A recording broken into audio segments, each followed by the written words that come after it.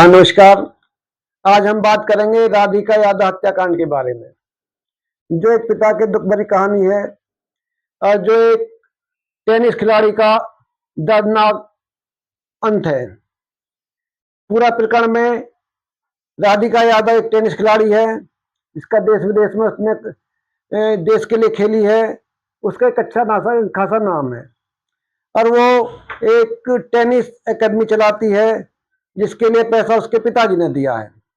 परंतु पिता के कुछ मतभेदों की वजह से पिताजी चाह रहे थे कि वे टेनिस अकादमी बंद कर दे और कुछ पिता की बात माने।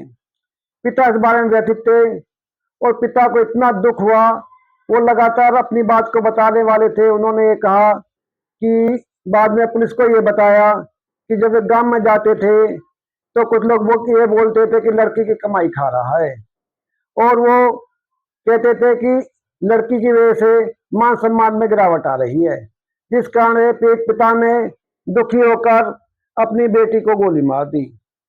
गोली तब मारी गई कि वे अपने मकान में ही खाना बना रही थी, तब उसके पिताजी ने उसमें 3 गोली मारी और इससे उसकी मृत्यु हो गई। दीपक यादव का खानदान बड़ा ही संपन्न खानदान था। घर में हर आदमी पढ़ा लिखा था।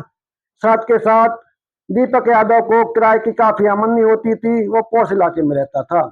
आखिर ऐसी हालत में एक पिता को एक कदम क्यों उठाना पड़ा? निश्चित रूप से पिता की कुछ विचारधारा होगी, कुछ उनका अपनी बेटी से अपेक्षाएं होंगी कि बेटी उनकी बात माने। परंतु हो सकता है बेटी इंडिपेंडेंट रहना चाहती हो, जो रील शादी बनाती हो, और तो उसमें अपनी इसकी इच्छा रही होगी। परंतु पिता इन बातों को मना करते होंगे और पिता ने ये जो एक कानूनी रूप से गलत काम किया, वो बहुत बड़ा गलत है। परंतु सामाजिक रूप से उन्होंने ये काम मजबूर होकर किया होगा।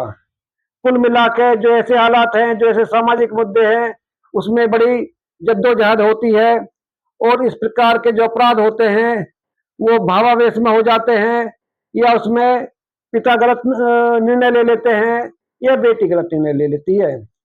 अब तो ये हत्याकांड, राधिका यादव की हत्या, एक समाज के लिए सोचने वाली बात है। एक बाप जो अपनी बेटी को इतने प्यार से लिखाता पढ़ाता है, स्पोर्ट्समैन बनाता है, उसके लिए लाखों करोड़ रुपए इन्वेस्टमेंट करता है, आखिर वो हत्या करने पर मजबूर क्यों हो जाता है? ये समाज को सोचने वाली बात है। साथ के साथ इसमें कुछ समन्वय का भाव देता है।